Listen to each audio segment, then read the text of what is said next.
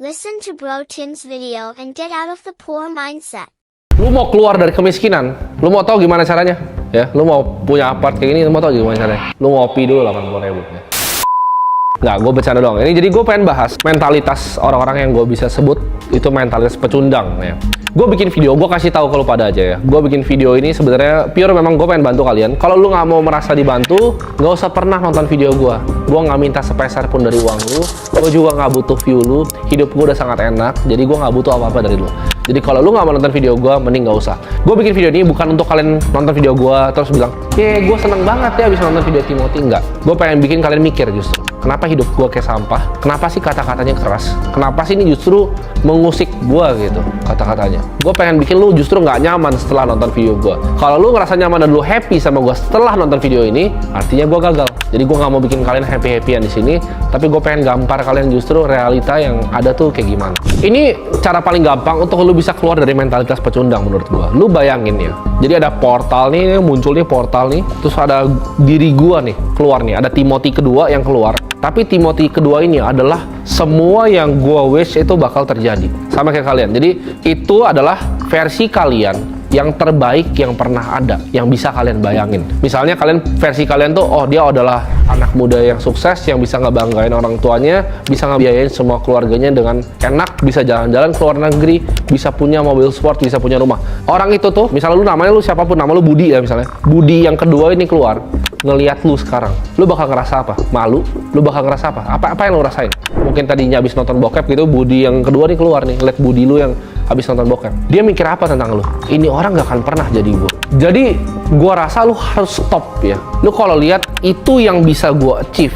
Suatu saat gue bisa jadi yang kayak dia. Itu selalu yang gue pikir. Kalau gue dengan tiduran sekarang, gue nggak kerja. Gimana kalau ada versi yang lebih baik yang gue bisa sebenarnya jadi dia, tapi gue nggak pernah bisa di kehidupan yang ini. Itu akan bikin gue sedih. Gue nggak bisa reach full potensial gue di dalam kehidupan ini. Karena gue rasa hidup cuma sekali. Gue mau jadi the best version dari Timothy yang bisa ada. Walaupun gue nggak sempurna, gue mungkin juga nggak akan capai perfection, tapi gue pengen di hidup ini gue bisa jadi manfaat untuk orang yang paling banyak. Gue hidup ini bisa jadi manfaat untuk keluarga gue. Gue di hidup ini bisa ngelakuin semua yang gue mau. Gue bisa bawa orang tua gue sebelum nantinya kita tahu orang tua kita pasti akan meninggal suatu saat nanti. Gue pengen bisa bawa orang tua gue keliling jalan-jalan. Gue pengen bisa beliin apapun yang mereka mau. Itu adalah versi Timothy yang gue mau. Sampai gue belum mencapai itu, kita masih muda, janganlah main-main. Jangan lakukan hal-hal gak jelas. Fokus aja sama diri kalian sendiri ya. Kalau ini kedengaran seperti kata-kata dari kalian, terang aja dia privilege, terang aja ya, terang aja dia gampang hidupnya, bapaknya kaya, mamanya kaya, bisa minta duit papi. kalau ini kata-kata yang keluar dari mulut lu, Oh nanti deh hari Senin, oh kerjanya hari Senin aja lah ya, atau besok aja lah ya. Aduh hari ini udah capek banget, gue udah dari pagi sampai malam, masa sih dikasih kerja lagi sama bos? Besok aja lah kerjain.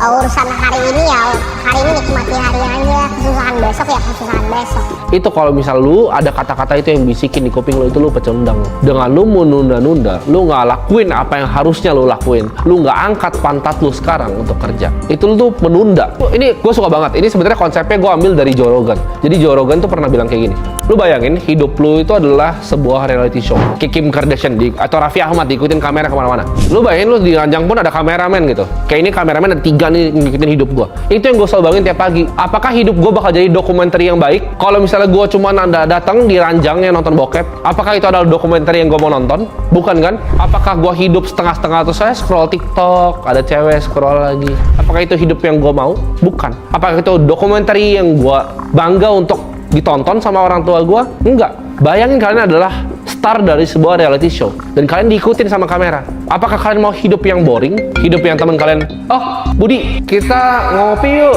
Ayo ngopi, gas kemana? Pulang malam, subuh, ke puncak nggak jelas, riding, rokok, kopi, rokok. Apa itu hidup yang kalian akan mau banggakan? Atau kalian mau tunjukin hidup kalian grinding dari pagi kalian kerja. Orang belum pada bangun, gue udah kerja. Orang pada tidur, gue masih kerja. Bahkan kalau lu gagal pun, lu udah lakuin yang terbaik. Lu harusnya capek sama kebohongan yang lu kasih ke diri lu sendiri. Dia bapaknya kaya, kerja besok aja. Mau sukses ya, gue yakin nanti gue umur 25 gue bakal jadi miliarder.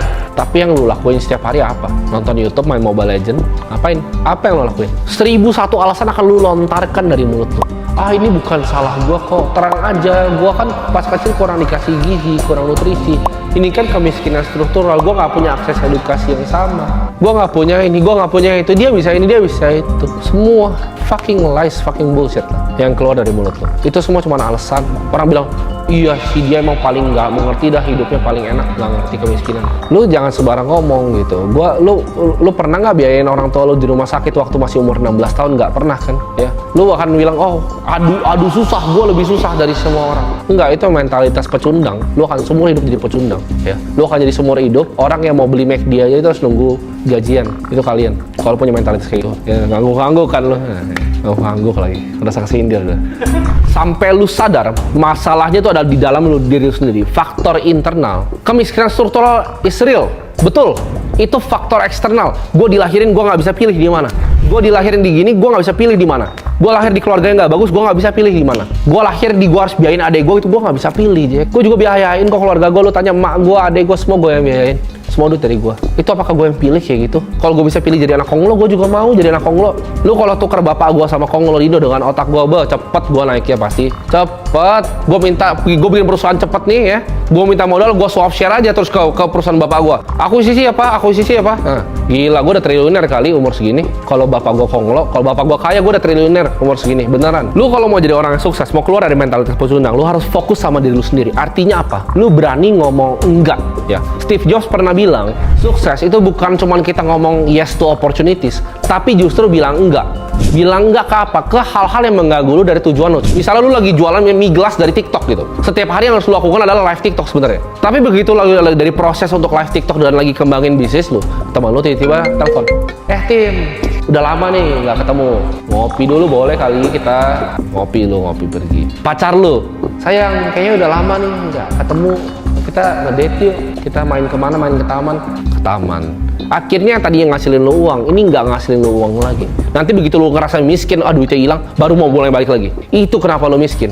Dulu cuman semangatnya sesuatu nih. Lu udah ngelakuin sesuatu, udah ngasilin duit, mulai nyaman, pacar lu bilang ini, ya ikut pacar. Teman lu ini, ikut temen. Lu harus berani bilang enggak. Jadi fokus itu bukan bilang iya ke opportunity ini. Lu bilang enggak. Kalau lu pengen jadi manusia yang seumur hidup lu, keluarga lu dan lu direndahin sama orang, lakuin aja yang lu lakuin terus. Lu gak usah dengerin video gue juga gak peduli kalau lu mau sukses atau enggak. Lu sukses lu gak akan pernah ngasih duit lu ke gue. Paling lu cuma bilang apa gitu. Gak ada manfaatnya untuk gue. Ya mau lu sukses, mau lu gak sukses, lu mau dengerin gue, mau gak dengerin gue, hidup gue tetap enak dan gue gak peduli opini lu semua gitu. Tapi intinya adalah, ini quotes yang gue suka banget dari Dana White. Dia bilang, fucking bet against me. Fucking bet against me. Bet against me.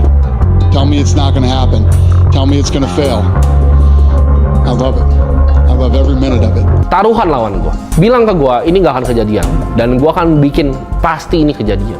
Dia justru suka begitu orang ngeremehin dia. Begitu ada orang nih ngeremehin lu, jangan dendam sama orangnya. Anggap itu sebagai motivasi. Gue akan buktiin lu suatu saat gue akan kalahin. Gue akan buktiin sama lu bahwa apa yang lu ngomong itu salah. Itu yang gue selalu punya. Jadi keluarlah dan jangan mau bohongin diri kalian sendiri bahwa kalian mau sukses, tapi mentalitas kalian adalah seorang pecundang.